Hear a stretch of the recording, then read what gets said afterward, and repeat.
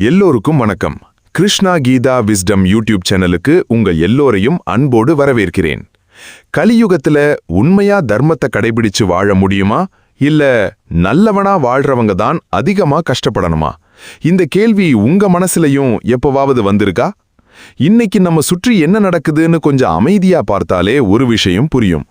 பொய் பேசுறவன் வேகமா முன்னேறுற மாதிரி தெரியும்.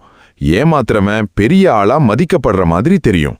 நேர்மையா இருக்கிறவன் மட்டும் ஏதோ உலகத்துக்கு ஒத்துப்போகாதவன் மாதிரி பார்க்கப்படுறான். உங்களுக்கும் இந்த மாதிரி ஒரு அனுபவம் நடந்திருக்கா? நான் யாருக்கும் கெடுதல் நினைக்கல, யாரையும் ஏமாத்தல, என்னால முடிஞ்ச உதவியெல்லாம் பண்ணேன், ஆனா ஏன் என் வாழ்க்கையில மட்டும் இவ்வளவு பிரச்சனை? இந்த கேள்விய மனசுக்குள்ள கேட்காத மனுஷன் ரொம்ப குறைவு. இன்னைக்கு ஒரு குழந்தைய கூட நல்ல வழியில வளர்க்கணும்னா அது ஒரு பெரிய சவாலா மாறிடுச்சு. அவன் கையில் இருக்கிற மொபைல் அவனுக்கு உலகத்தையே காட்டுது. ஆனா அந்த உலகத்துல உண்மை எவ்வளவு, மாயை எவ்வளவு அவனுக்கு எப்படி தெரியும்? ஒரு குடும்பத்துல கூட பாருங்க, ஒருத்தர் சொல்லுவாரு நேர்மையா இருந்தா இந்த காலத்துல வாழ முடியாது. இன்னொருத்தர் சொல்லுவாரு கொஞ்சம் பொய் பேசுனா தப்பே இல்ல. இன்னொருத்தர் எல்லாரும் இப்படிதான் இருக்கிறாங்க, நாம மட்டும் ஏன் வேற மாதிரி இருக்கணும் அப்படின்னு கேட்பாரு. அந்த ஒரு கேள்விதான் நம்மை மெதுவா தர்மத்திலிருந்து விலக வைக்க ஆரம்பிக்குது. ஏன்னா மனிதன் முதல்ல செயலை மாற்ற மாட்டான், முதல்ல அவன் சிந்தனைய மாற்றுவான். அதுக்கப்புறம் தான் வாழ்க்கை மாற ஆரம்பிக்கும். பகவான் கிருஷ்ணர் இத ஆயிரக்கணக்கான வருடங்களுக்கு முன்னாடியே புரிஞ்சு சொல்லிட்டாரு. மனிதனோட வீழ்ச்சி ஒரு நாள்ல நடக்காது, கொஞ்சம் கொஞ்சமா நடக்கும்.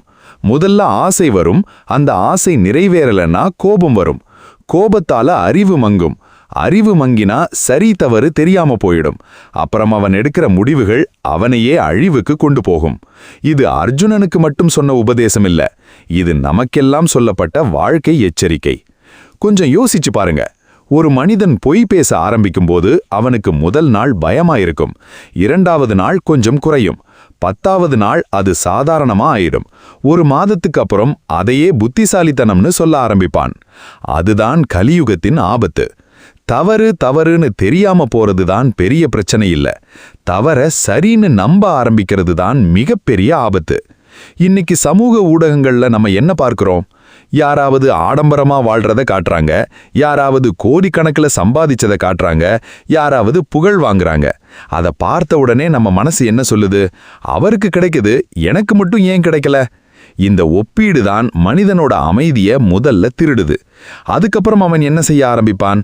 எப்படியாவது ஜெயிக்கணும், எப்படியாவது பணம் சம்பாதிக்கணும், எப்படியாவது மற்றவர்களை விட மேல போகணும். அந்த எப்படியாவதுன்னு வர்ற ஒரு வார்த்தை தான் தர்மத்துக்கும் அதர்மத்துக்கும் நடுவில் இருக்கிற கோட்டை அழிச்சிடும். நீங்க கவனிச்சிருக்கீங்களா? முன்னாடி மக்கள் இது சரியான்னு கேட்பாங்க, இப்போ என்ன கேட்கிறாங்க? இதுல மாட்டிக்காம தப்பிக்க முடியுமா? கேள்வியே மாறிடுச்சு, அதனால பதிலும் மாறிடுச்சு. இதுதான் கலியுகத்தின் மனநிலை. ஆனா இந்த இருட்டுக்குள்ளேயும் ஒளி இருக்கு. அதனாலதான் பகவான் கிருஷ்ணர் ஒருபோதும் கலியுகத்துல நல்லவங்க இருக்க முடியாதுன்னு சொல்லல. அவர் சொன்னது வேற. தர்மம் கொஞ்சம் குறையும், ஆனா அதை காப்பாத்துற சில பேர் எப்போதும் இருப்பாங்க. அந்த சில பேர்ல ஒருத்தரா நம்ம இருக்க முடியாதா? நம்ம வாழ்க்கை சாதாரணமா இருக்கலாம், நம்ம கிட்ட பெரிய அதிகாரம் இல்லாம இருக்கலாம், நம்மளை யாரும் பாராட்டாம இருக்கலாம். ஆனா ஒரு விஷயம் மட்டும் நம்ம கையில இருக்கு, அது எந்த சூழ்நிலையிலும் நம்ம மனசாட்சியை விற்காம இருக்கிற முடிவு. ஒரு அலுவலகத்துல வேலை செய்யற ஒருத்தர் இருந்தாரு. அவர்கிட்ட ஒரு தவறான கணக்குல கையெழுத்து போட சொன்னாங்க. அவர் மறுத்துட்டாரு. அந்த மாதமே அவருக்கு பதவி உயர்வு கிடைக்கல. அவரோட நண்பர்கள் எல்லாரும் இவ்வளவு நேர்மையா இருந்தா இப்படிதான் ஆகும்னு சிரிச்சாங்க. அவருக்கும் ஒரு நிமிஷம் மனசு உடைஞ்சிருக்கும், நான் தப்பா பண்ணிட்டேனான்னு அவரும் யோசிச்சிருப்பாரு. ஆனா சில மாதங்கள் கழிச்சு அந்த நிறுவனத்துல பெரிய விசாரணை வந்துச்சு. தவறான கையெழுத்து போட்ட எல்லாரும் சிக்கிக்கிட்டாங்க, அவர் மட்டும் தப்பிச்சாரு.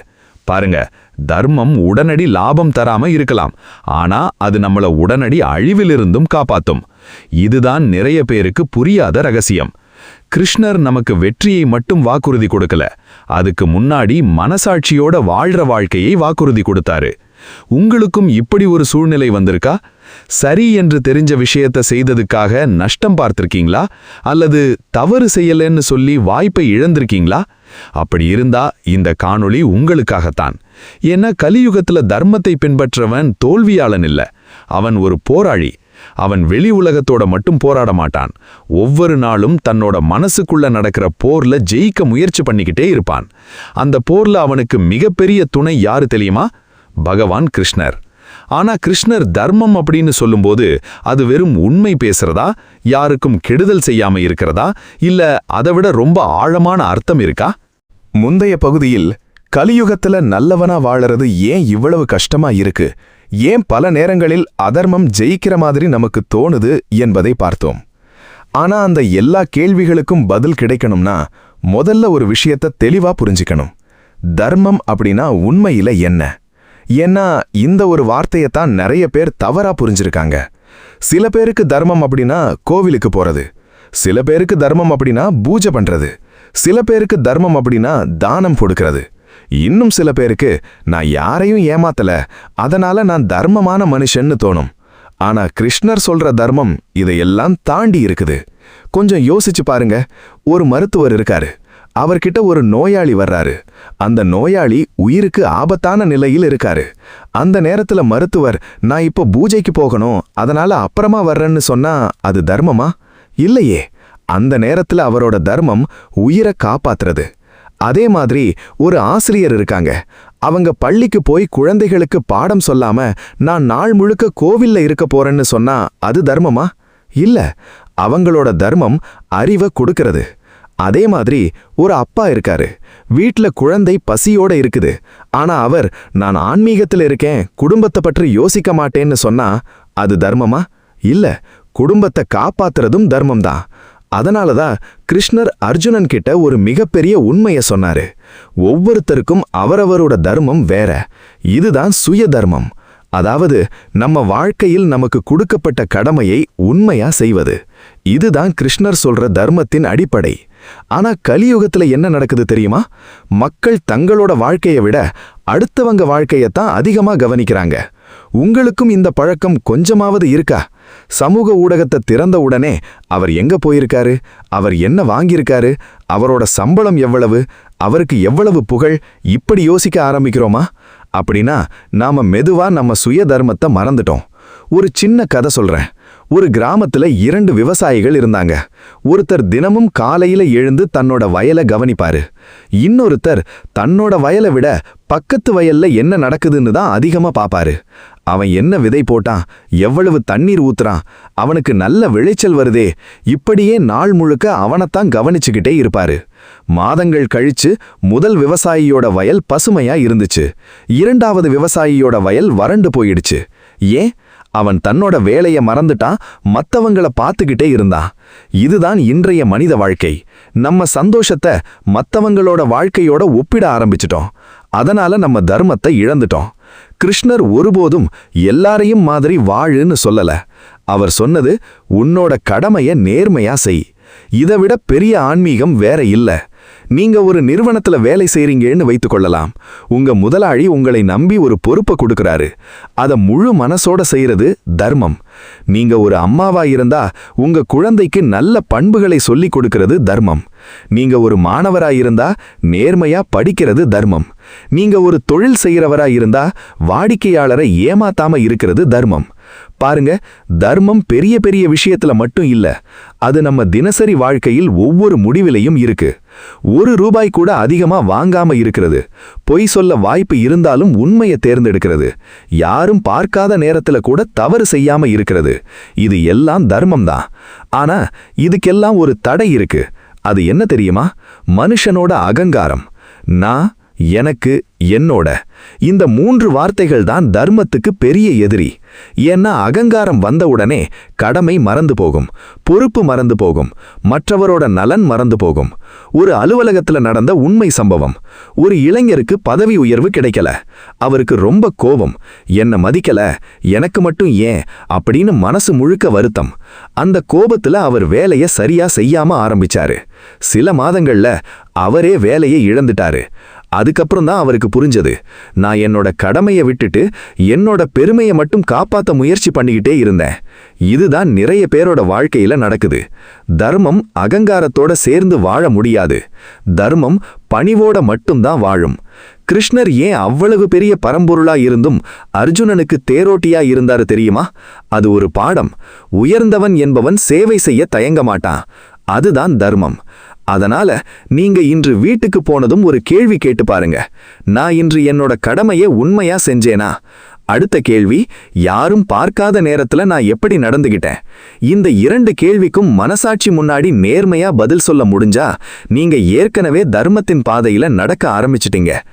ஆனா ஒரு பெரிய சந்தேகம் இன்னும் இருக்கு. நமக்கு தர்மம் என்னன்னு தெரிஞ்சிடுச்சு.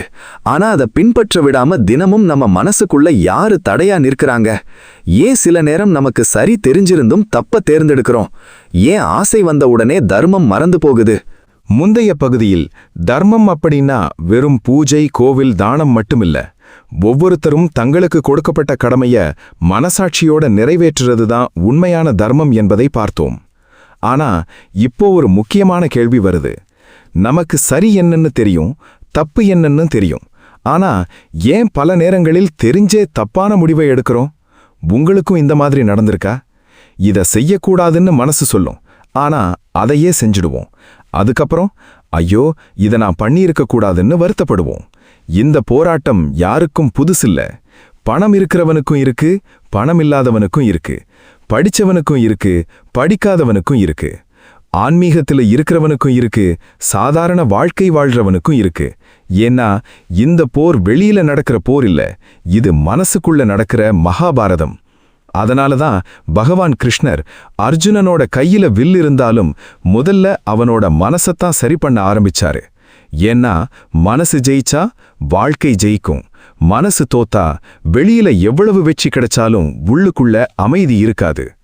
கிருஷ்ணர் ஒரு இடத்துல ரொம்ப தெளிவா சொல்றாரு, மனுஷனோட மிகப்பெரிய எதிரி வெளியில இல்ல, அவனுக்குள்ள இருக்கிற கட்டுப்பாடில்லாத ஆசைதான். அந்த ஆசை நிறைவேறலன்னா கோபமா மாறும். கோபம் அறிவை மூடிடும். அறிவு மூடிட்டா மனுஷன் தன்னையே இழந்துடுவான். இதை நாம தினமும் பார்க்கலையா? ஒரு சின்ன உதாரணம். ஒரு இளைஞன் ஒரு நல்ல வேலைக்கு போறான், சம்பளம் நல்லா இருக்கு, குடும்பமும் சந்தோஷமா இருக்கு. ஆனா ஒரு நாள் அவனோட நண்பன் ஒரு பெரிய கார் வாங்குறான், அடுத்தவன் வெளிநாட்டுக்கு போறான், இன்னொருத்தன் பெரிய வீடு கட்டுறான். அதுவரைக்கும் சந்தோஷமா இருந்த மனசு இப்போ அமைதியை இழக்க ஆரம்பிக்குது. எனக்கு மட்டும் ஏன் இல்ல? அந்த ஒரு கேள்வி ஒரு புதிய ஆசையை உருவாக்குது. அந்த ஆசை தவறான வழியில போக சொல்லும். கொஞ்சம் லஞ்சம் வாங்கினா என்ன, வரி ஏமாத்தினா என்ன, யாருக்கும் தெரியாது. இப்படி மனசு பேச ஆரம்பிக்கும். கவனிச்சிங்களா? சாத்தான் வந்து கதவை தட்டமாட்டான். அது நம்ம மனசுக்குள்ள ஒரு சின்ன யோசனையாதான் ஆரம்பிக்கும். அதுதான் ஆபத்து. ஒரு விதை மாதிரி. முதல் நாள் ஒரு சின்ன எண்ணம், அடுத்த நாள் ஒரு சின்ன செயல், அதுக்கப்புறம் அது ஒரு பழக்கமா மாறிடும். பழக்கம் குணமா மாறும். குணம் வாழ்க்கையை முடிவு பண்ணிடும். அதனாலதான் கிருஷ்ணர் எண்ணங்களையே கவனிக்க சொல்றாரு. உங்களுக்கும் ஒரு விஷயம் தோணியிருக்கா? சில நேரம் யாரோ ஒருத்தர் மேல திடீர்னு கோபம் வரும். அவர் என்ன தப்பு செஞ்சாருன்னே தெரியாது, ஆனா மனசு அமைதியா இருக்காது. அல்லது சமூக ஊடகத்துல ஒரு பதிவு பார்த்த உடனே நம்ம வாழ்க்கையே வீணா போயிடுச்சுன்னு தோணும். ஏன்னா நம்ம மனசு ஒப்பிட ஆரம்பிச்சிடுச்சு. அதுதான் கலியுகத்தின் இன்னொரு பெரிய சோதனை. முன்னாடி மனிதன் பக்கத்து வீட்டுக்காரனோட வாழ்க்கையை மட்டும்தான் பார்த்தான். இப்போ உலகம் முழுக்க இருக்கிற ஆயிரக்கணக்கான பேரோட வாழ்க்கையை ஒவ்வொரு நாளும் பார்க்கிறான். அதனால ஆசையும் அதிகமா வளருது, பொறாமையும் அதிகமா வளருது, திருப்தி மட்டும் குறைஞ்சிட்டே போகுது. ஒரு பெரிய நிறுவனத்துல வேலை செய்யற ஒரு பெண் இருந்தாங்க. அவங்களுக்கு நல்ல சம்பளம், அன்பான குடும்பம், உடல் நலமும் நல்லா இருந்துச்சு. ஆனா தினமும் சமூக ஊடகத்துல மற்றவர்களோட வாழ்க்கையை பார்த்துக்கிட்டே இருந்தாங்க. சில மாதங்கள்ல அவங்களுக்கு ஒரு விசித்திரமான வெறுமை. என்னோட வாழ்க்கையில எதுவுமே இல்ல. ஆனா உண்மை என்ன? அவங்க வாழ்க்கையில எல்லாமே இருந்துச்சு. இல்லாதது நன்றி உணர்வு. இதுதான் ஆசை செய்கிற வேலை. இருக்கிறத மறக்க வைக்கும், இல்லாததை மட்டும் நினைக்க வைக்கும். அதனால ஆசை மட்டும் பிரச்சனை இல்ல, அளவில்லாத ஆசைதான் பிரச்சனை. அதே மாதிரி கோபம் வந்த உடனே மனிதன் யாருன்னே மறந்துடுவான். ஒரு அப்பா வேலையில நடந்த பிரச்சனையால வீட்டுக்கு வந்த உடனே குழந்தைய கத்துறாரு. குழந்தை எந்த தப்பும் செய்யல, ஆனா கோபம் தவறான இடத்துல வெளிப்படுது. அந்த ஒரு நிமிஷ கோபம் குழந்தையோட மனசுல பல வருட காயத்தை உருவாக்கிடும். அதுக்கப்புறம் அவர் வருத்தப்படுவாரு, நான் இப்படி சொல்லியிருக்க கூடாது, ஆனா வார்த்தை வெளியே வந்துடுச்சு, திரும்ப கொண்டு வர முடியுமா? முடியாது. அதனால தான் கிருஷ்ணர் முதல்ல மனதை அடக்க கற்றுக்கோன்னு சொல்றாரு. மனதை அடக்கிறது அப்படின்னா ஆசையை கொல்றதில்ல, கோபத்தை மறைக்கிறதும் இல்ல, அதுக்கு எஜமானனா மாறுறது. ஒரு குதிரையை நினைச்சு பாருங்க. அது ரொம்ப வேகமா ஓடும். ஆனா கடிவாளம் இல்லைன்னா அது தன்னையும் அழிக்கும், மத்தவங்களையும் அழிக்கும். அதே குதிரை சரியான கட்டுப்பாட்டுல இருந்தா அது அரசனை கூட வெற்றிக்கு கொண்டு போகும். நம்ம மனசும் அப்படித்தான். அது ஒரு பெரிய சக்தி. ஆனா கட்டுப்பாடு இல்லைன்னா அதுதான் நம்மள அழிக்கும். கட்டுப்பாடு இருந்தா அதுதான் நம்மள கிருஷ்ணர்கிட்ட கொண்டு போகும். உங்களுக்கும் சில நேரம் மனசு உங்களை ஏமாத்துற மாதிரி தோணிருக்கா? இன்னைக்கு மட்டும், இந்த ஒரு தடவை மட்டும், யாருக்கும் தெரியாது இப்படி சொல்லி தப்பான பாதையில கூட்டிட்டு போக முயற்சி பண்ணியிருக்கா? அப்படின்னா நீங்க மட்டுமில்ல, அர்ஜுனனுக்கே அந்த போராட்டம் இருந்துச்சு. அதனாலதான் கிருஷ்ணர் அவனுக்கு வழிகாட்டினாரு. இன்னைக்கு நமக்கும் அதே வழிகாட்டுதல் தேவை. ஆனா ஒரு நல்ல செய்தி இருக்கு. கிருஷ்ணர் பிரச்சனையை மட்டும் சொல்லல, அதுக்கு தீர்வையும் கொடுத்தாரு. ஆசையை எப்படி கட்டுப்படுத்தணும், கோபத்தை எப்படி வெல்லணும், மனசை எப்படி நண்பனா மாத்தணும், இதுக்கெல்லாம் அவர் ஒரு அற்புதமான ஆயுதத்தை நமக்கு கொடுத்திருக்காரு. அந்த ஆயுதம் வாளுமில்லை, அம்புமில்லை, பணமும் இல்லை. அதுதான் சுய தர்மம். ஒரு மனிதன் தன்னோட கடமையில முழு மனசோட நிலைநிறுத்தப்பட்டுட்டான்னா ஆசைக்கு இடம் குறையும், ஒப்பீடு குறையும், பொறாமை குறையும், மனசு மெதுவா அமைதியை அடையும். ஆனா சுயதர்மம் அப்படின்னா என்ன? ஏன் கிருஷ்ணர் அடுத்தவங்களோட வாழ்க்கையை வாழ முயற்சி செய்யாதே, உன்னோட வாழ்க்கையை நீ உண்மையா வாழுன்னு அவ்வளவு அழுத்தமா சொன்னாரு? அது வெறும் ஆன்மீக உபதேசமா, இல்லை வாழ்க்கையை முழுசா மாற்றக்கூடிய ஒரு ரகசியமா? முந்தைய பகுதியில நம்ம மனசுக்குள்ள இருக்கிற மிகப்பெரிய எதிரிகள் ஆசை, கோபம், பொறாமை, ஒப்பீடு என்பதையும், அந்த எதிரிகளை வெல்ல கிருஷ்ணர் ஒரு அற்புதமான ஆயுதத்தை கொடுத்திருக்காரு என்பதையும் பார்த்தோம். அந்த ஆயுதம்தான் சுயதர்மம். இந்த ஒரு வார்த்தையை சரியா புரிஞ்சுகிட்டா கலியுகத்துல வாழ்றதுக்கே ஒரு புதிய அர்த்தம் கிடைக்கும். ஆனா சுயதர்மம் அப்படின்னா என்ன? நிறைய பேர் நினைக்கிற மாதிரி அது ஒரு மத கொள்கை இல்ல, ஒரு ஜாதிக்கான விதி இல்ல, ஒரு தொழிலுக்கான கட்டுப்பாடும் இல்ல. சுயதர்மம் அப்படின்னா இறைவன் நமக்கு கொடுத்த பொறுப்பை நம்ம இயல்புக்கேத்த மாதிரி நேர்மையோட நிறைவேற்றுறது. இதுதான் கிருஷ்ணர் அர்ஜுனனுக்கு சொல்ல நினைச்ச மிகப்பெரிய உண்மை. குருக்ஷேத்திர போர்க்களத்துல அர்ஜுனன் என்ன சொன்னா? என்னால இந்த போரை நடத்த முடியாது, என்னோட சொந்தக்காரங்களை கொல்ல முடியாது, நான் இந்த வில்லை கீழே போட்டுட்டு போயிடுறேன். அந்த நேரத்துல கிருஷ்ணர், சரி உனக்கு விருப்பமில்லைன்னா விட்டுடுன்னு சொல்லல. ஏன் தெரியுமா? ஏன்னா அர்ஜுனன் பயப்படுறதால அவனோட சுயதர்மத்தை விட்டுட்டு ஓட பார்த்தான். அது கருணை இல்ல, அது பலவீனம். இந்த வித்தியாசத்தை புரிஞ்சுக்கிறது ரொம்ப முக்கியம். சில நேரம் நாம செய்யற தவறுக்கு கூட ஒரு நல்ல பெயர் வச்சுக்கிறோம். பொறுப்பை தவிர்க்கிறதுக்கு எனக்கு மனசு வரல, கடமையை விட்டுடுறதுக்கு நான் அமைதியை தேடுறேன், உண்மையை சொல்ல பயப்படுறதுக்கு யாரையும் கஷ்டப்படுத்த விரும்பல. ஆனா கிருஷ்ணர் என்ன சொல்றாரு? உண்மையான அமைதி கடமையை விட்டுட்டு ஓடுறதுல இல்ல, கடமையை சரியா நிறைவேற்றுறதுல இருக்கு. கொஞ்சம் யோசிச்சு பாருங்க. ஒரு கப்பல் கடலுக்காகத்தான் உருவாக்கப்படுது. அது துறைமுகத்துல நின்னா ரொம்ப பாதுகாப்பா இருக்கும், புயலும் வராது, அலைகளும் தாக்காது. ஆனா அதுக்காகத்தான் அந்த கப்பல் உருவாக்கப்பட்டதா? இல்ல, அதோட தர்மம் கடலுக்குள்ள பயணம் செய்யறது. அதே மாதிரி ஒரு விளக்கு இருட்டை அகற்றதுக்காக, ஒரு மரம் நிழல் கொடுக்கறதுக்காக, ஒரு நதி ஓடுறதுக்காக. அப்படின்னா ஒரு மனிதன் அவன் ஏன் பிறந்திருக்கான்? அவனோட சுய தர்மத்தை வாழ்றதுக்காக. இன்னைக்கு உலகத்துல பாதி பிரச்சனை எங்கிருந்து வருது தெரியுமா? நம்ம வாழ்க்கைய வாழாம மற்றவரோட வாழ்க்கைய வாழ முயற்சி பண்றதால. ஒரு மாணவன் இருக்கான், அவனுக்கு ஓவியம் வரைய ரொம்ப பிடிக்கும், அதுல அவனுக்கு திறமையும் இருக்கு. ஆனா அவனோட நண்பன் மருத்துவரா படிக்கிறான். வீட்ல எல்லாரும் நீயும் டாக்டரா ஆகணும்னு சொல்றாங்க. அவன் மனசுக்கு பிடிக்காத பாதையில போக ஆரம்பிக்கிறான். பல வருடங்கள் கழிச்சு பட்டம் வாங்குறான், வேலையும் கிடைக்குது, சம்பளமும் வருது. ஆனா சந்தோஷம் மட்டும் வரல. ஏன்? அவன் வெற்றியடையலன்னு இல்ல, அவன் தன்னோட சுய தர்மத்தை வாழல. இதுதான் இன்னைக்கு ஆயிரக்கணக்கான பேரோட கதை. வெளியில வெற்றி, உள்ளுக்குள்ள வெறுமை. பெரிய வீடு, ஆனா சிரிப்பில்ல. நிறைய பணம், ஆனா நிம்மதி இல்ல. இதுக்கு காரணம் நம்ம உள்ளம் சொல்ற பாதையை விட்டுட்டு உலகம் காட்டுற பாதையில ஓட ஆரம்பிச்சதுதான். உங்களுக்கும் இந்த மாதிரி தோணியிருக்கா? நான் செய்யற வேலை நல்ல சம்பளம் கொடுக்குது, ஆனா மனசுக்கு பிடிக்கல. அல்லது எல்லாரும் என்ன வெற்றியாளன் சொல்றாங்க, ஆனா நான் சந்தோஷமா இல்ல அப்படின்னா அந்த மனசு உங்களுக்கு ஒரு விஷயம் சொல்ல முயற்சி பண்ணுது.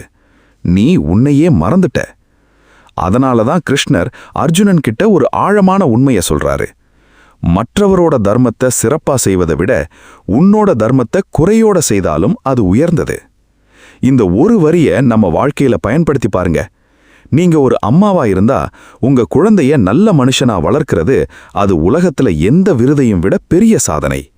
நீங்க ஒரு விவசாயியா இருந்தா நேர்மையா விவசாயம் பண்றது அதுவும் தர்மம். நீங்க ஒரு அரசு அதிகாரியா இருந்தா லஞ்சம் வாங்காம மக்களுக்கு சேவை செய்யறது அதுவும் தர்மம். நீங்க ஒரு தொழிலதிபரா இருந்தா நேர்மையா வரி கட்டுறது அதுவும் தர்மம்.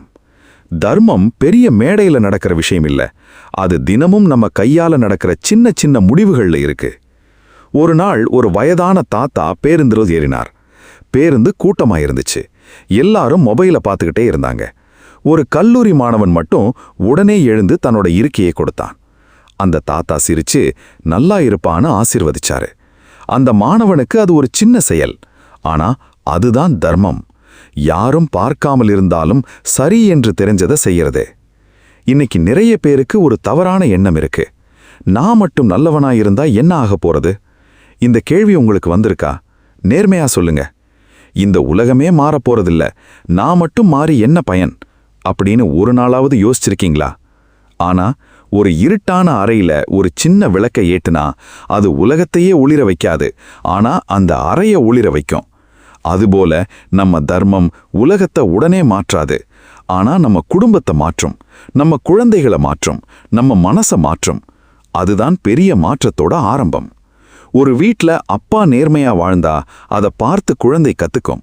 ஒரு ஆசிரியர் நேர்மையா இருந்தா 100 மாணவர்கள் கத்துப்பாங்க. ஒரு அதிகாரி லஞ்சம் வாங்காமல் இருந்தா 1000 பேருக்கு நம்பிக்கை வரும். அதனால தர்மம் ஒருத்தர்கிட்ட ஆரம்பிச்சாலும் அதோட தாக்கம் பல தலைமுறைக்கு போகும். இதுதான் கிருஷ்ணர் சொல்ற வாழ்க்கை ரகசியம். ஆனா இன்னும் ஒரு கேள்வி இருக்கு. சுய தர்மத்தை புரிஞ்சுக்கிட்டோம், ஆனா அதை செய்யும்போது நமக்கு ஒரு பெரிய எதிர்பார்ப்பு இருக்கும். நான் நல்லது செய்றேன், அதனால நல்லதே நடக்கணும். நான் நேர்மையா இருக்கேன், அதனால எனக்கு வெற்றியே கிடைக்கணும். இந்த எதிர்பார்ப்பு தான் பல நேரம் நம்ம மனசை உடைச்சிடுது. அப்போ கடமையை செய்யும்போது பலனை எதிர்பார்க்க கூடாதா? அதுதான் கிருஷ்ணர் கீதையில சொல்ற மிக பிரபலமான உபதேசம். அந்த ஒரு உபதேசம் சரியா புரிஞ்சுக்கிட்டா தோல்வி வந்தாலும் மனசு உடையாது, வெற்றி வந்தாலும் அகங்காரம் வராது. முந்தைய பகுதியில் சுய தர்மம் அப்படின்னா என்ன, ஏன் கிருஷ்ணர் மற்றவரோட வாழ்க்கைய வாழ முயற்சி பண்ணாத, உன்னோட கடமைய உண்மையா செய்யு சொல்றாரு என்பதை ஆழமா பார்த்தோம். ஆனா இப்போ இன்னொரு பெரிய கேள்வி நம்ம முன்னாடி நிக்குது. நான் தர்மத்தோட வாழறேன், நேர்மையா உழைக்கிறேன், ஆனா எனக்கு ஏன் உடனே நல்ல பலன் கிடைக்கிற? உங்களுக்கும் இந்த கேள்வி வந்திருக்கா?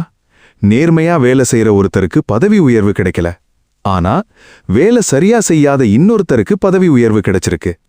ஒருத்தர் யாரையும் ஏமாத்தாம தொழில் நடத்துறாரு, ஆனா ஏமாத்துறவனோட கடை கூட்டமா இருக்கு. ஒரு குடும்பம் தர்மத்தோட வாழுது, ஆனா அவங்க வாழ்க்கையில சோதனைக்கு மேல சோதனை. இதையெல்லாம் பார்த்த உடனே மனசு என்ன சொல்லும்? நேர்மையா இருந்தா என்ன பயன்? இந்த ஒரு கேள்விதான் நிறைய பேரை தர்மத்திலிருந்து மெதுவா விலக வைக்குது. அதனாலதான் பகவான் கிருஷ்ணர் பகவத்கீதையில உலகமே மறக்க முடியாத ஒரு உபதேசத்தை கொடுத்தாரு. உனக்கு செயலில் மட்டும்தான் உரிமை இருக்கு, அதோட பலன்ல இல்ல. இந்த ஒரு வரிய நிறைய பேர் கேள்விப்பட்டிருப்பாங்க, ஆனா அதோட உண்மையான அர்த்தத்தை ரொம்ப குறைவானவங்கள் தான் புரிஞ்சிருக்காங்க. சில பேர் என்ன நினைக்கிறாங்க தெரியுமா? பலனை எதிர்பார்க்க கூடாதுன்னா அப்போ ஏன் வேலை செய்யணும்? இல்ல, கிருஷ்ணர் அப்படி சொல்லவே இல்ல. அவர் சொல்றது பலனை விரும்பாதேன்னு இல்ல, பலனுக்கு அடிமையா ஆகாதேன்னு தான். இதுல இருக்கிற வித்தியாசம் ரொம்ப பெரியது. கொஞ்சம் யோசிச்சு பாருங்க. ஒரு விவசாயி விதை விதைக்கிறாரு. அவர் நல்ல மழை வரணும்னு ஆசைப்படுவாரா? நிச்சயமா ஆசைப்படுவாரு. நல்ல விளைச்சல் கிடைக்கணும்னு நினைப்பாரா? நிச்சயமா நினைப்பாரு. ஆனா அவர் தினமும் வயலுக்கு போய் ஏன் இன்னும் முளைக்கல, ஏன் இன்னும் கதிர் வரல அப்படின்னு விதைய தோண்டி பார்த்துக்கிட்டே இருந்தா என்ன ஆகும்? விதையே அழிஞ்சிடும். ஏன்? ஏன்னா அவரோட வேலை விதை விதைக்கிறது, வளர வைக்கிறது இயற்கையோட வேலை. அதே மாதிரி நம்ம வேலை உழைக்கிறது, பலனை கொடுக்கிறது இறைவனோட நேரம். இதுதான் கர்மயோகத்தின் இதயம். இன்னைக்கு நம்ம வாழ்க்கையில நடக்கிற பெரிய தவறு என்ன தெரியுமா? நம்ம உழைப்பை விட முடிவை பற்றி தான் அதிகமா யோசிக்கிறோம். ஒரு மாணவன் தேர்வு எழுத போறான். படிக்கிற நேரத்துல கூட மார்க் எவ்வளவு வரும், ரேங்க் கிடைக்குமா, வேலை கிடைக்குமா, இதத்தான் யோசிக்கிறான். அதனால படிக்க வேண்டிய மன அமைதி போயிடுது. ஒரு தொழிலதிபர் புதிய தொழில் ஆரம்பிக்கிறாரு. முதல் நாளே லாபம் வருமா, நஷ்டமாகுமா, மற்றவங்கள மாதிரி நான் வளருவேனா, இந்த பயம் அவரோட தைரியத்தை திருடிடுது. ஒரு தாய் தன்னோட குழந்தைய நல்லா வளர்க்கறாங்க. ஆனா என் குழந்தை பெரிய ஆளா ஆகுமா, மற்ற குழந்தைகளை விட முன்னாடி போகுமா, இப்படி ஒப்பிட ஆரம்பிச்ச உடனே அந்த அன்புக்குள்ள கூட பயம் கலந்துடும். பாருங்க, எதிர்பார்ப்பு தவறில்ல. ஆனா எதிர்பார்ப்பே நம்ம சந்தோஷத்தை கட்டுப்படுத்த ஆரம்பிச்சா அதுதான் பிரச்சனை. ஒரு உண்மை சம்பவம். ஒரு சிற்பி இருந்தாரு. அவர் ஒரு கோவிலுக்காக கல்ல செதுக்கிக்கிட்டு இருந்தாரு. யாரும் அவரை பாராட்டல, செய்தித்தாள்ல அவரை பற்றி எழுதல, விருதுகளும் கிடைக்கல. ஆனா அவர் ஒவ்வொரு நாளும் அதே அன்போட செதுக்கிக்கிட்டே இருந்தாரு. ஒருத்தர் கேட்டாரு, இவ்வளவு மனசோட வேலை செய்றீங்க, யாரும் உங்களை பாராட்டலையே? அந்த சிற்பி சிரிச்சு சொன்னாரு, மக்கள் பார்க்கறதுக்கு முன்னாடியே இறைவன் பார்த்துட்டாரு. இந்த ஒரு பதிலே கர்மயோகத்தின் உயிர். இன்னைக்கு நம்ம வேலை செய்யறதுக்கு முக்கிய காரணம் என்ன தெரியுமா? பாராட்டு, சம்பளம், புகழ், பதவி. இதுல ஏதாவது ஒன்று கிடைக்கலன்னா மனசு உடைஞ்சிடுது. ஆனா கர்மயோகி எப்படி இருப்பாரு தெரியுமா? அவர் சம்பளத்துக்காக வேலை செய்வாரு. ஆனா சம்பளம் தான் அவரோட உயிராயிருக்காது. அவர் பதவி உயர்வை விரும்புவாரு. ஆனா அது கிடைக்கலன்னா தன்னோட தர்மத்தை விட்டுட மாட்டார். ஏன்னா அவருக்கு தெரியும், நான் செய்யற ஒவ்வொரு நல்ல செயலும் வீணா போகாது. உங்களுக்கும் ஒரு அனுபவம் இருந்திருக்கலாம். ஒருத்தருக்கு உதவி பண்ணியிருப்பீங்க, அவர் நன்றி கூட சொல்லாம போயிருப்பாரு. அந்த நேரத்துல என்ன தோணும்? இனிமே யாருக்கும் உதவி செய்யக்கூடாது, இல்லையா? ஆனா கிருஷ்ணர் என்ன சொல்றாரு? நீ உதவி செய்தது அவர் நன்றி சொல்றதுக்காக இல்ல, அது உன்னோட தர்மம். ஒரு மரம் பழம் கொடுக்கும்போது யாரு சாப்பிடுறாங்கன்னு கேக்குதா? ஒரு சூரியன் ஒளி கொடுக்கும்போது யாருக்கு மட்டும் ஒளி கொடுக்கணும்னு தேர்வு பண்றானா? ஒரு நதி ஓடும்போது நல்லவங்க மட்டும் தண்ணீர் எடுத்துக்கோங்கன்னு சொல்லுதா? இல்ல, அது தன்னோட இயல்பு வாழுது. அதுதான் கர்மயோகம். நம்ம செயல் நம்ம இயல்பா மாறணும், வியாபாரமா மாறக்கூடாது. ஒரு நாள் ஒரு வயதான ஆசான் தன்னோட மாணவன் கிட்ட ஒரு விளக்கை ஏத்தி கொடுத்தாரு. அப்புறம் கேட்டாரு, இந்த விளக்கு யாருக்காக எரியுது? மாணவன் சொன்னான், எல்லாருக்காக. ஆசான் சிரிச்சாரு, இல்ல, அது தன்னோட இயல்பு வாழுது. இந்த பதில் மாணவனோட வாழ்க்கையே மாற்றிடுச்சு. நாமும் அப்படித்தான் இருக்கணும். நம்ம நல்ல செயல் மக்கள் பாராட்டுறதுக்காக இல்ல, நம்ம மனசாட்சி அமைதியா இருக்கிறதுக்காக. கிருஷ்ணர் கர்மயோகத்தை சொல்லும்போது ஒரு பெரிய வாக்குறுதியும் கொடுக்கறாரு. நேர்மையா செய்யற ஒவ்வொரு செயலும் ஒரு நாள் உன்னையே காப்பாத்தும். அது எந்த வடிவத்துல வரும்னு தெரியாது. ஒரு நல்ல நண்பனா வரலாம், ஒரு எதிர்பாராத வாய்ப்பா வரலாம், ஒரு பெரிய ஆபத்திலிருந்து காப்பாத்துற அருளா வரலாம். ஆனா வராம போகாது. ஏன்னா தர்மத்துல செய்யப்பட்ட எந்த செயலும் வீணா போகாது. இத நம்புறவன் தான் கர்மயோகி. ஆனா இங்க இன்னொரு கேள்வி வருது.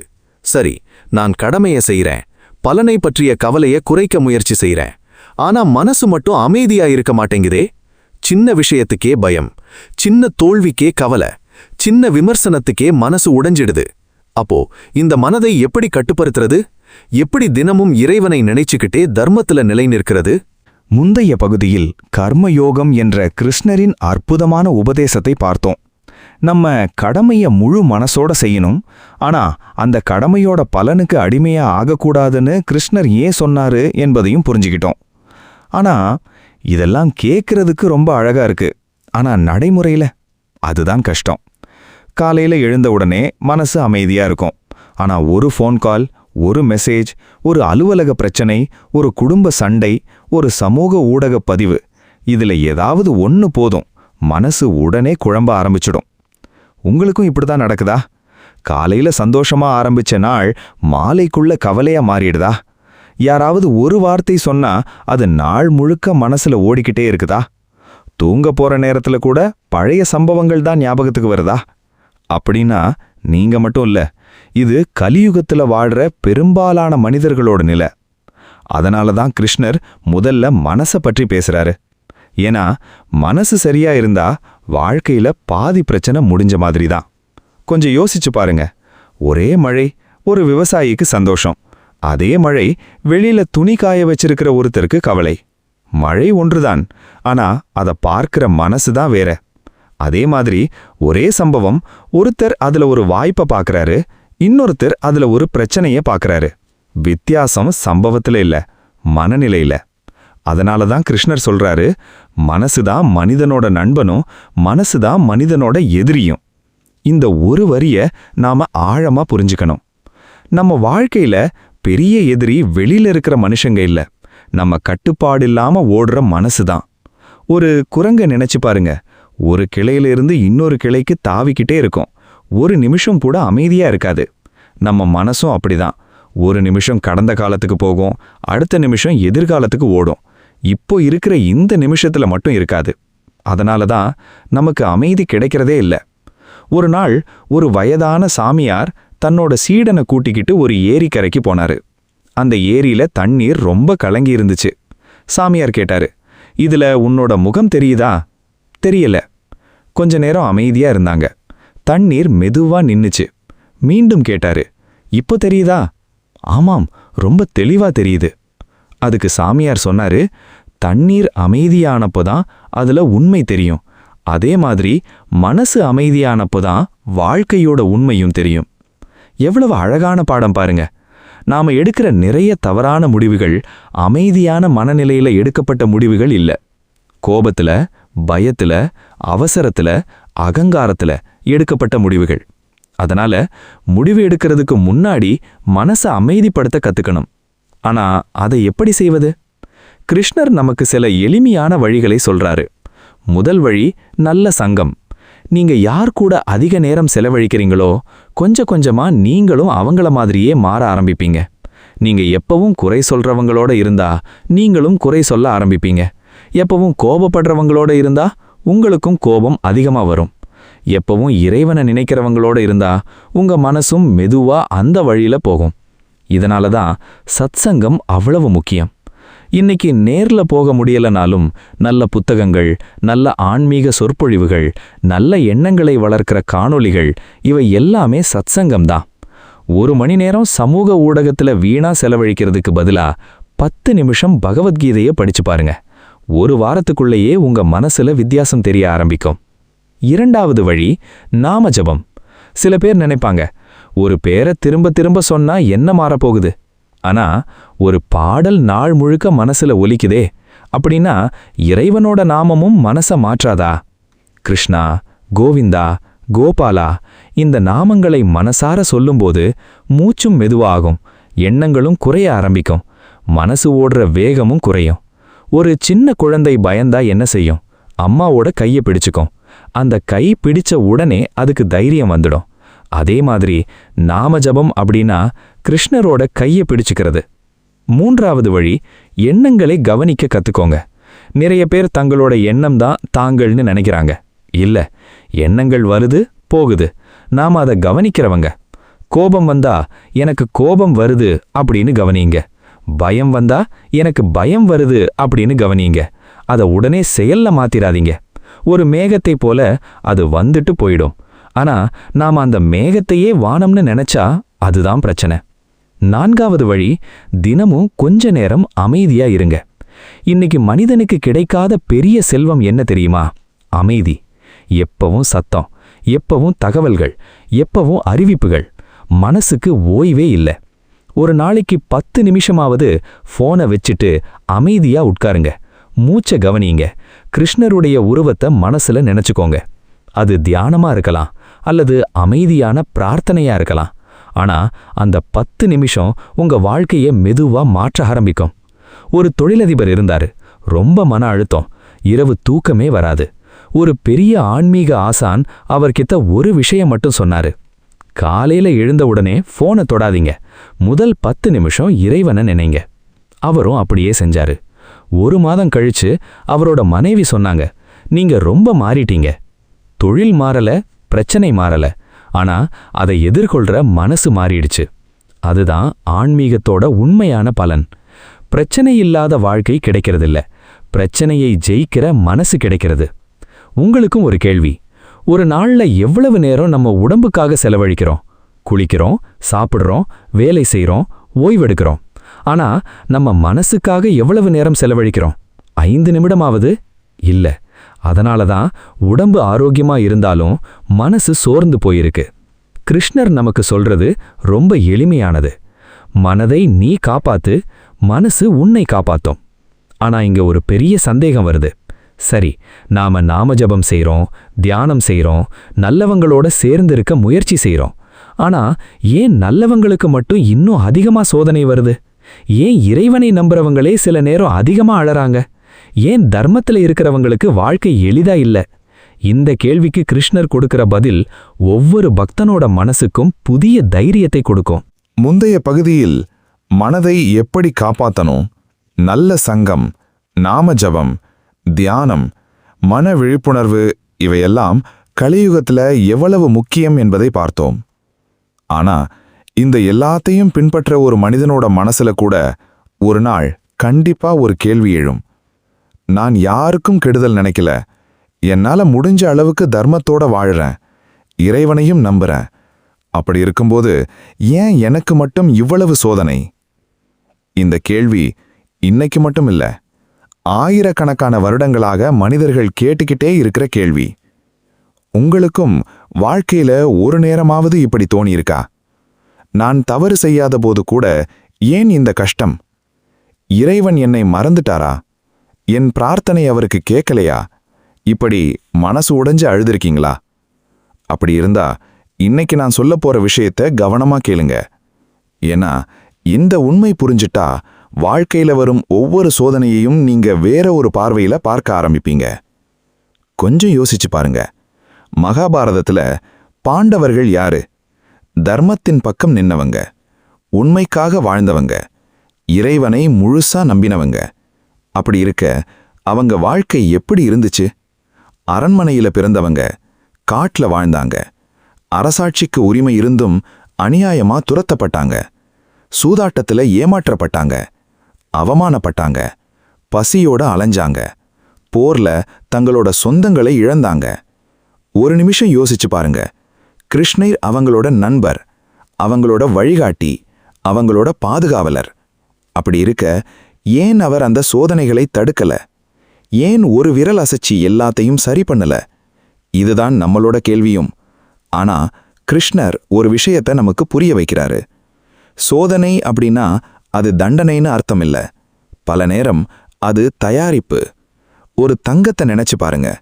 அது நகையா மாறணும்னா நெருப்புல போகணும், அது உருகணும், அடி வாங்கணும், வடிவம் மாறணும். அதுக்கப்புறம்தான் அது எல்லாரும் ரசிக்கிற அழகான ஆபரணமா மாறும்.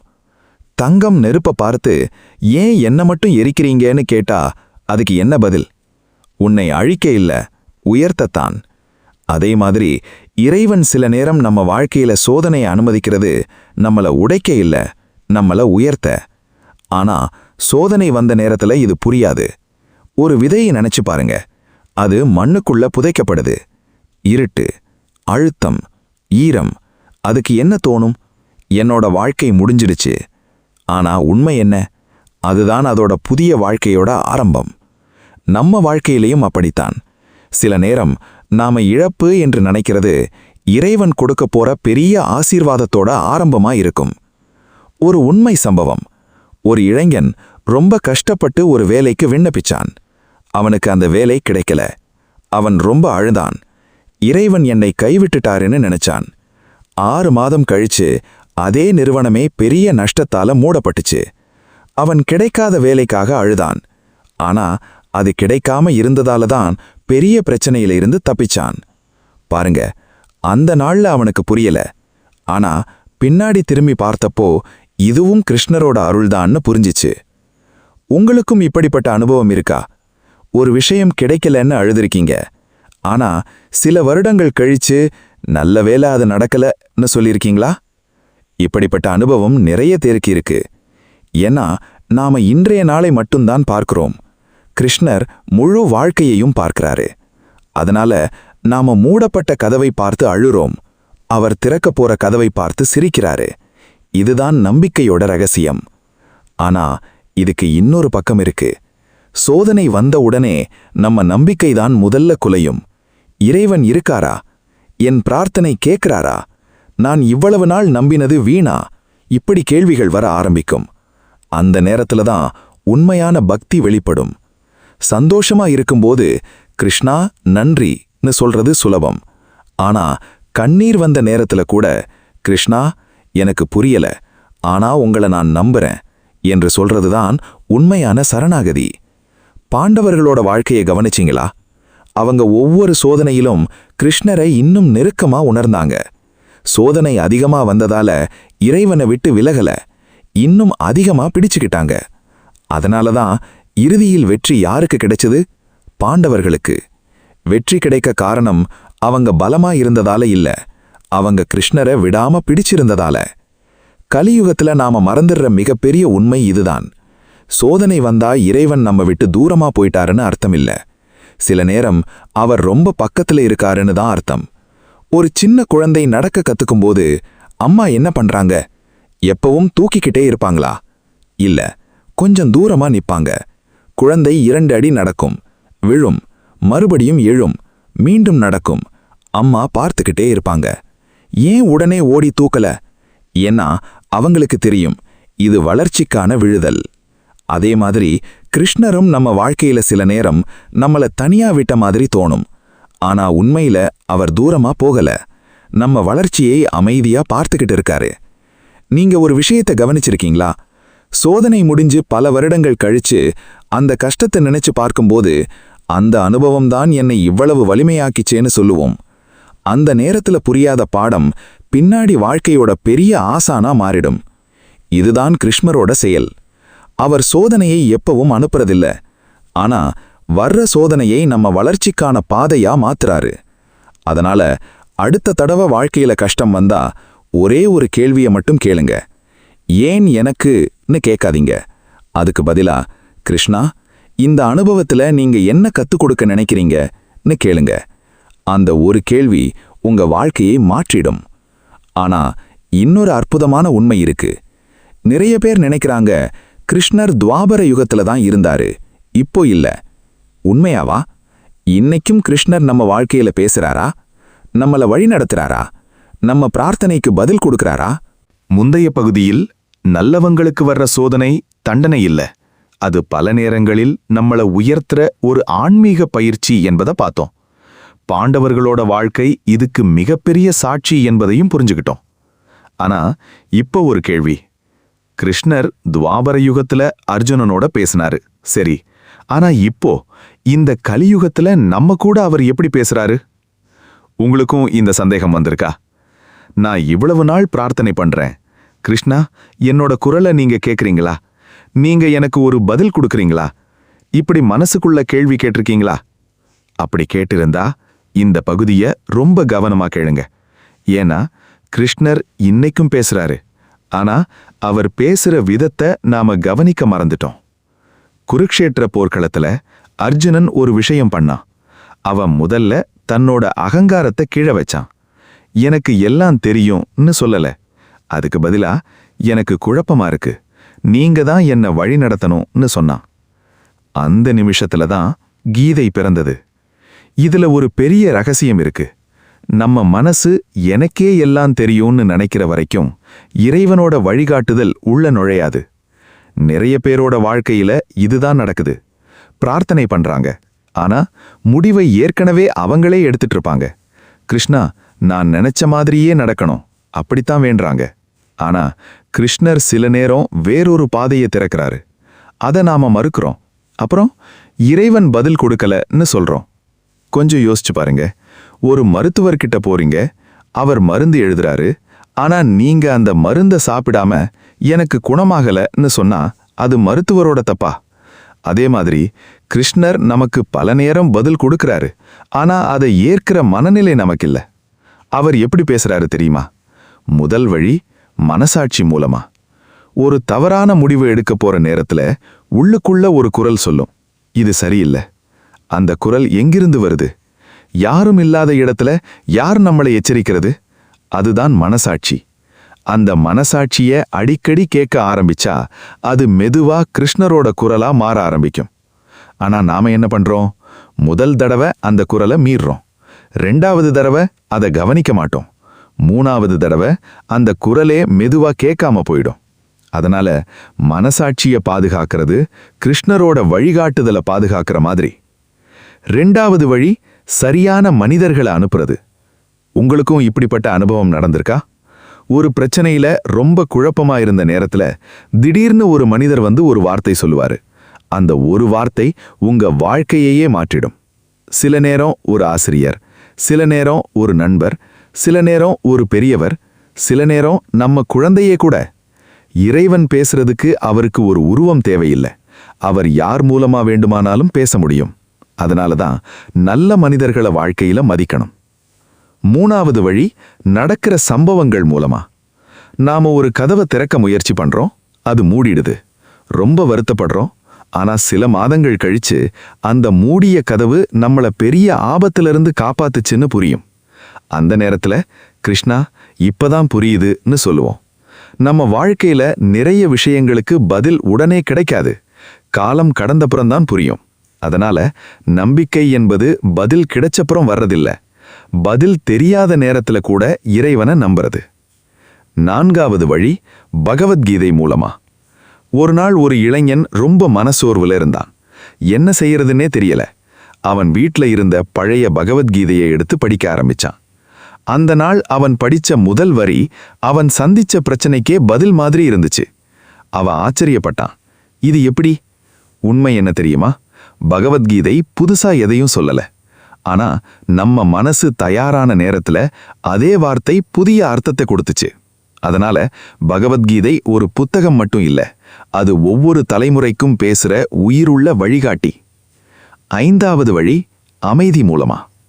இன்னைக்கு உலகம் நமக்கு தகவல்களை கொடுக்குது, ஆனா அமைதியை கொடுக்கல. நாம எப்பவும் ஓடிக்கிட்டே இருக்கோம். அந்த ஓட்டத்துல கிருஷ்ணரோட மென்மையான குரல் கேட்கவே முடியல. ஒரு புல்லாங்குழல் சத்தத்தை கேட்கணும்னா சுற்றி அமைதி இருக்கணும். அதே மாதிரி கிருஷ்ணரோட வழிகாட்டுதலை உணரணும்னா மனசுல கொஞ்சம் அமைதி இருக்கணும். அதனாலதான் தினமும் சில நிமிஷமாவது அமைதியா உட்கார்ந்து, கிருஷ்ணா நான் பேச மாட்டேன், இன்னைக்கு நீங்க பேசுங்கன்னு மனசார சொல்லி பாருங்க. சில நாள்லயே உள்ளுக்குள்ள ஒரு தெளிவு பிறக்க ஆரம்பிக்கும். ஒரு வயதான பாட்டி இருந்தாங்க. அவங்களுக்கு பெரிய படிப்பு இல்ல, பெரிய ஆன்மீக அறிவும் இல்ல. ஆனா ஒவ்வொரு காலையிலும் கிருஷ்ணரோட படத்துக்கு முன்னாடி உட்கார்ந்து ஒரே ஒரு வார்த்தை தான் சொல்லுவாங்க. எனக்கு எதுவும் தெரியாது கண்ணா, இன்னைக்கு என்னை நீயே நடத்திக்கோ. அவ்வளவுதான். அந்த பாட்டியோட வாழ்க்கையிலையும் சோதனைகள் வந்துச்சு. பணம் குறைவு, உடல்நல பிரச்சனை, குடும்ப கஷ்டம். ஆனா அவங்களை யாரும் பதறி பார்த்ததே இல்லை. ஏன்னா அவங்க வாழ்க்கைய அவங்க நடத்தல, கிருஷ்ணர்கிட்ட ஒப்படைச்சிட்டாங்க. இதுதான் சரணாகதியோட உண்மையான அர்த்தம். சரணாகதி அப்படின்னா எதுவும் செய்யாம உட்கார்றதில்ல, நம்ம கடமைய முழுசா செஞ்சுட்டு முடிவை கிருஷ்ணரோட கையில வைக்கிறது. உங்களுக்கும் ஒரு கேள்வி. கடைசியா எப்ப உண்மையா மனசார இறைவன் கிட்ட பேசுனீங்க? மந்திரம் சொல்றது வேற, பட்டியல் மாதிரி வேண்டது வேற. ஆனா ஒரு நண்பன் கிட்ட பேசுற மாதிரி, கிருஷ்ணா எனக்கு பயமா இருக்கு, எனக்கு வழி தெரியல, என்னை விடாதீங்கன்னு பேசியிருக்கீங்களா? ஒரு தடவை அப்படி பேசி பாருங்க. உங்க மனசுல ஏதோ ஒரு சுமை குறைஞ்ச மாதிரி இருக்கும். ஏன்னா பிரார்த்தனை அப்படின்னா இறைவனுக்கு தகவல் கொடுக்கறதில்ல, நம்ம மனசை அவர்கிட்ட திறந்து வைக்கிறது. ஆனா இன்னும் ஒரு பெரிய உண்மை இருக்கு. கிருஷ்ணரை நம்பி தர்மத்தை பிடிச்சுக்கிட்டு வாழ்றவங்களுக்கு இறுதியில என்ன கிடைக்கும்? பணம் மட்டுமா? வெற்றி மட்டுமா? அதையெல்லாம் தாண்டி இந்த உலகத்துல வாங்க முடியாத ஒரு பெரிய பரிசு இருக்கு. முந்தைய பகுதியில் கிருஷ்ணர் இன்னைக்கும் நம்ம வாழ்க்கையில பேசுறாரு. ஆனா அவர் பேசுற விதத்தை நாம கவனிக்க கற்றுக்கொள்ளணும் என்பதை பார்த்தோம். மனசாட்சி, நல்ல மனிதர்கள், வாழ்க்கையில நடக்கிற சம்பவங்கள், பகவத்கீதை, அமைதி, இவை எல்லாமே கிருஷ்ணரோட வழிகாட்டுதலா இருக்க முடியும் என்பதை ஆழமா புரிஞ்சுக்கிட்டோம். ஆனா இப்போ ஒரு முக்கியமான கேள்வி. கலியுகத்துல இவ்வளவு கஷ்டப்பட்டு தர்மத்தை பிடிச்சுக்கிட்டு வாழ்றதால உண்மையில என்ன கிடைக்குது? இந்த கேள்வி நிறைய பேரோட மனசுல இருக்கு. ஏன்னா உலகம் நமக்கு ஒரு அளவுகோலை கற்றுக் கொடுத்திருக்கு. பெரிய வீடு இருந்தா வெற்றி, நிறைய பணம் இருந்தா வெற்றி, புகழ் இருந்தா வெற்றி, அதிகாரம் இருந்தா வெற்றி. ஆனா கிருஷ்ணர் சொல்ற வெற்றி வேற. அவர் முதல்ல மனிதனோட உள்ளத்தை மாற்றாரு, அதுக்கப்புறம்தான் வாழ்க்கைய மாற்றாரு. ஒரு விஷயத்தை கவனிச்சு பாருங்க. ஒரு மனிதன் தினமும் பயத்தோட வாழ்ந்தா அவன்கிட்ட எவ்வளவு பணம் இருந்தாலும் அவன் ஏழைதான். ஒரு மனிதன் மனசுல அமைதியோட வாழ்ந்தா அவன்கிட்ட குறைவான வசதிகள் இருந்தாலும் அவன் உண்மையான செல்வந்தன். இதுதான் கிருஷ்ணர் நமக்கு கற்றுக் கொடுக்கிற முதல் பாடம். தர்மத்தோட வாழறவனுக்கு முதல்ல கிடைக்கிற பரிசு மன அமைதி. அத பணத்தால வாங்க முடியாது, அத அதிகாரத்தால கட்டாயப்படுத்த முடியாது, அத வேற யாரும் கொடுக்க முடியாது. அது உள்ளிருந்து மலரணும். கொஞ்சம் யோசிச்சு பாருங்க. ஒரு இரவு தலை வச்ச உடனே தூங்குறவனுக்கும் இரவு முழுக்க கவலையில புரண்டு படுக்கிறவனுக்கும் வித்தியாசம் எங்க இருக்கு? படுக்கையில இல்ல, மனசுல. ஒருத்தருக்கு மனசாட்சி அமைதியா இருக்கு, இன்னொருத்தருக்கு மனசுக்குள்ள 1000 கேள்விகள். அதனால தர்மம் தர்ற முதல் செல்வம் நிம்மதியான தூக்கம். அடுத்த பரிசு பயம் மெதுவா குறைய ஆரம்பிக்கும். ஏன் தெரியுமா? தவறு செய்யறவனுக்கு எப்பவும் ஒரு பயம் இருக்கும். யாருக்காவது தெரிஞ்சிடுமோ, ஒரு நாள் மாட்டிக்குவேனோ, என்ன ஆகுமோ? ஆனா நேர்மையா வாழறவனுக்கு அந்த பயம் இருக்காது. அவனோட தைரியம் பணத்திலிருந்து வராது, மனசாட்சியிலிருந்து வரும். ஒரு அரசு அதிகாரி இருந்தாரு. அவருக்கு லஞ்சம் வாங்க நிறைய வாய்ப்பு வந்துச்சு. ஆனா ஒவ்வொரு தடவையும் அவர் மறுத்தாரு. அவரோட நண்பர்கள் எல்லாரும் சிரிச்சாங்க. இவ்வளவு நேர்மையா இருந்தா வாழ்க்கையில முன்னாடி போக முடியாதுன்னு சொன்னாங்க. பல வருடங்கள் கழிச்சு அதே அலுவலகத்துல பெரிய விசாரணை நடந்துச்சு. நிறைய பேர் மாட்டிக்கிட்டாங்க. அவர் மட்டும் தலை நிமிர்ந்து நடந்தாரு. ஏன்? அவர் பயப்பட வேண்டிய அவசியமே இல்ல. இதுதான் தர்மம் கொடுக்கிற இரண்டாவது பரிசு, பயமில்லாத வாழ்க்கை. மூன்றாவது பரிசு, உறவுகள் உண்மையா மாற ஆரம்பிக்கும். இன்னைக்கு நிறைய உறவுகள் பணத்தால, பதவியால, தேவையால இணைஞ்சிருக்கு. தேவை முடிஞ்சா உறவும் முடிஞ்சிடுது. ஆனா தர்மத்தோட வாழறவங்கிட்ட இருக்கிற உறவுகள் வேற. அவங்க மேல நம்பிக்கை இருக்கும். இவர் ஏமாத்த மாட்டாரு, இவர் சொன்ன வார்த்தை மாற மாட்டாரு. இந்த நம்பிக்கை பணம் கொடுத்தாலும் வாங்க முடியாத செல்வம். ஒரு குடும்பத்துல அப்பா எப்பவும் உண்மையா பேசுறாரு, வாக்குறுதியை காப்பாத்துறாரு. அவரோட குழந்தைகள் என்ன கத்துப்பாங்க? உண்மை. அதே அப்பா சின்ன சின்ன பொய்களை சாதாரணமா பேச ஆரம்பிச்சா குழந்தைகளும் அதைத்தான் கத்துப்பாங்க. அதனால தர்மம் ஒருத்தரோட வாழ்க்கையை மட்டும் மாற்றாது, ஒரு தலைமுறையை மாற்றும். நான்காவது பரிசு, முடிவெடுக்கிற தெளிவு. கலியுகத்துல பெரிய பிரச்சனை என்ன தெரியுமா? தகவல்கள் ரொம்ப இருக்கு, ஆனா ஞானம் குறைவு. எல்லாரும் ஆலோசனை சொல்றாங்க, ஆனா சரி எது தவறு எதுன்னு புரியாம மனிதன் குழம்புறான். தர்மத்துல நிலை நிற்கிறவனுக்கு மெதுவா மனசாட்சி கூர்மையா மாறும். முடிவெடுக்கிறதுக்கு முன்னாடி அவன் உள்ளுக்குள்ள ஒரு அமைதி வரும். அந்த அமைதிதான் கிருஷ்ணரோட அருள். உங்களுக்கும் இப்படி ஒரு அனுபவம் இருக்கா? ஒரு முடிவெடுக்க போற நேரத்துல உள்ளுக்குள்ள ஒரு குரல், இதை செய்யாதேன்னு சொல்லியிருக்கோம். நீங்க அதை கேட்டிருந்தா பின்னாடி சந்தோஷப்பட்டிருப்பீங்க, கேட்காம இருந்திருந்தா வருத்தப்பட்டிருப்பீங்க. அதனால தர்மம் மனசாட்சியை இன்னும் தெளிவாக்கும். ஐந்தாவது பரிசு, கஷ்டத்தை பார்க்கிற பார்வை மாறிடும். முன்னாடி ஒரு பிரச்சனை வந்தா ஏன் எனக்குன்னு கேட்போம். இப்போ இதுல என்ன பாடம் இருக்குன்னு கேட்க ஆரம்பிப்போம். இந்த ஒரு மாற்றம் மனிதனோட வாழ்க்கையை முழுசா மாற்றிடும். ஏன்னா அவன் இனிமே சோதனையை எதிரியா பார்க்க மாட்டான், ஆசிரியரா பார்ப்பான். கிருஷ்ணர் பாண்டவர்களுக்கு கொடுத்த பெரிய பரிசு ராஜ்யம் இல்ல, அதை விட பெரியது எந்த சூழ்நிலையிலும் இறைவனை நம்புற மனசு. அதனாலதான் அவங்க வாழ்க்கையில எவ்வளவு கஷ்டம் வந்தாலும் நம்பிக்கையை விடல. இன்னைக்கு நாமும் அதைத்தான் கத்துக்கணும். ஒரு மனிதன் எல்லாத்தையும் இழக்கலாம், பணம், வேலை, சொத்து, புகழ். ஆனா நம்பிக்கையை மட்டும் இழக்கக்கூடாது. ஏன்னா நம்பிக்கை இருக்கிற இடத்துல கிருஷ்ணர் இருக்காரு. கிருஷ்ணர் இருக்கிற இடத்துல வழி கண்டிப்பா இருக்கும். ஒரு வயதான விவசாயி இருந்தாரு. பல வருடங்களா விவசாயம் செஞ்சாரு. ஒரு வருடம் மழையே வரல. எல்லாரும் கவலையில இருந்தாங்க. ஆனா அவர் மட்டும் காலையில எழுந்து வயலுக்கு போயிட்டே இருந்தாரு. ஒருத்தர் கேட்டாரு, மழையே இல்ல, இன்னும் ஏன் வயலுக்கு போறீங்க? அவர் சிரிச்சு சொன்னாரு, மழை வர்றது என் கையில இல்ல, ஆனா வயலை தயார் பண்றது என் கடமை. இந்த ஒரு பதிலே கர்மயோகம், இந்த ஒரு பதிலே தர்மம், இந்த ஒரு பதிலே கிருஷ்ணர் சொல்ற வாழ்க்கை. உங்களுக்கும் இப்போ ஒரு கேள்வி. உங்க வாழ்க்கையில இப்போ என்ன சோதனை நடக்குது? பணம் சம்பந்தப்பட்ட பிரச்சனையா, உடல் நலமா, குடும்பமா, வேலையா? எதுவா இருந்தாலும் ஒரு விஷயத்தை மட்டும் மறந்துடாதீங்க. கிருஷ்ணர் உங்களை சோதனையோட தனியா அனுப்ப மாட்டாரு. அந்த சோதனையை ஜெயிக்கிற சக்தியையும் சேர்த்தே கொடுப்பாரு. ஆனா அந்த சக்தியை உணரணும்னா தர்மத்தை விடக்கூடாது, நேர்மையை விடக்கூடாது, மனசாட்சியை விற்கக்கூடாது. ஏன்னா தர்மம் மெதுவா நடக்கும், ஆனா ஒருபோதும் தோற்காது. இப்போ நம்ம இந்த முழு ஆன்மீக பயணம் முடிவை நோக்கி வந்துடுச்சு. ஆனா இன்னும் ஒரு விஷயம் மட்டும் பாக்கி இருக்கு. இந்த எல்லா உபதேசங்களையும் ஒரே வாழ்க்கை வழிகாட்டுதலா எப்படி மாற்றுறது? கலியுகத்துல தினமும் என்ன செய்யணும், என்ன தவிர்க்கணும்? கிருஷ்ணர் நமக்கு சொல்ல விரும்புற கடைசி செய்தி என்ன? இவ்வளவு நேரம் நாம சேர்ந்து ஒரு பெரிய ஆன்மீக பயணம் செஞ்சோம்.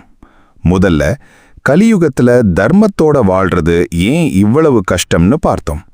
அதுக்கப்புறம் தர்மம் அப்படின்னா என்னன்னு புரிஞ்சுக்கிட்டோம். அதுக்கப்புறம் ஆசை, கோபம், பொறாமை, ஒப்பீடு இவை எப்படி நம்ம மனச மெதுவா தர்மத்திலிருந்து விலக வைக்குதுன்னு பார்த்தோம்.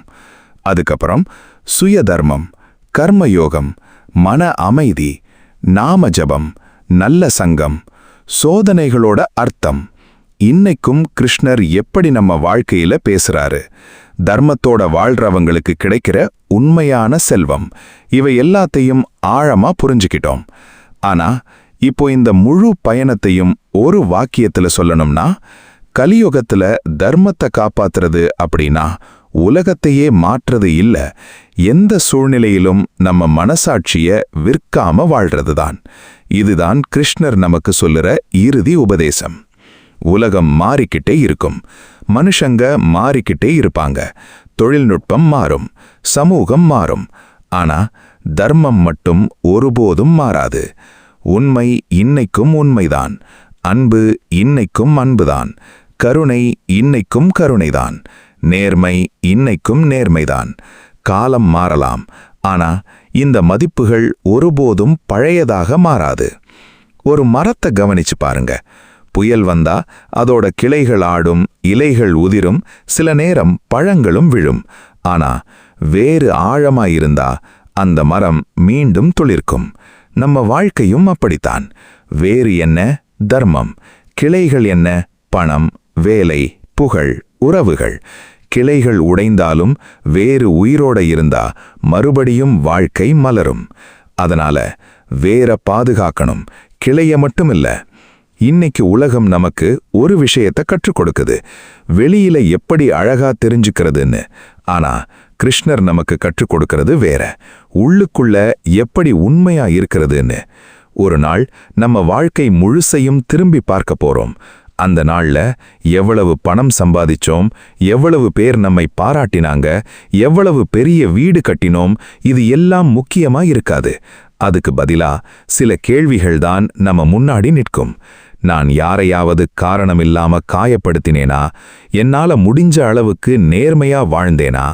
என் குடும்பத்துக்கு நல்ல மதிப்புகளை கொடுத்தேனா? என் மனசாட்சி முன்னாடி தலை நிமிர்ந்து நிற்க முடியுமா? இந்த கேள்விகளுக்கான பதில்தான் நம்ம வாழ்க்கையோட உண்மையான வெற்றி. ஒரு வயதான தாத்தா இருந்தாரு. அவருக்கு பெரிய சொத்து இல்ல, பெரிய பதவி இல்ல, பெரிய புகழும் இல்ல. ஆனா அவர் இறந்த நாள்ல ஊரே வந்து கண்ணீர் விட்டுச்சு. ஏன் தெரியுமா? அவர் யாரையும் ஏமாத்தல, யாரையும் அவமானப்படுத்தல, யாராவது உதவி கேட்டா முடிஞ்ச அளவுக்கு உதவி பண்ணாரு. அவரோட வாழ்க்கை ஒரு பெரிய சாதனை இல்ல, ஆனா ஒரு பெரிய செய்தி. நல்ல மனிதனா வாழ முடியும், இதுதான் தர்மத்தோட வெற்றி. நம்மள நினைச்சு யாராவது ஒரு நாள் அவர் நல்ல மனுஷன்னு சொன்னா அதை விட பெரிய விருது வேற இருக்க முடியுமா? கலியுகத்துல நிறைய பேர் புத்திசாலிகளா இருக்கலாம், நிறைய பேர் பணக்காரர்களா இருக்கலாம், நிறைய பேர் புகழ் பெற்றவர்களா இருக்கலாம். ஆனா நல்ல மனிதனா இருக்கிறது, அதுதான் மிகப்பெரிய சாதனை. கிருஷ்ணர் நம்ம கிட்ட கேட்கறதெல்லாம் ரொம்ப சின்ன விஷயங்கள்தான். காலை எழுந்த உடனே ஒரு நிமிஷமாவது அவரை நினை. யாரையும் ஏமாத்தாதே, யாருடைய கண்ணீருக்கும் காரணமாயிருக்காதே. உன்னோட கடமையை உண்மையா செய். வெற்றி வந்தா அகங்காரம் கொள்ளாதே, தோல்வி வந்தா நம்பிக்கை இழக்காதே. முடிவு உன் கையில இல்லைன்னு புரிஞ்சுக்கோ. ஆனா உன் முயற்சி முழுசும் உன் கையில தான் இருக்கு. அதனால ஒவ்வொரு நாளும் ஒரு சின்ன உறுதியோட எழுந்திருங்க. இன்னைக்கு எந்த சூழ்நிலையிலும் நான் தர்மத்தை விட்டுக் கொடுக்க மாட்டேன்.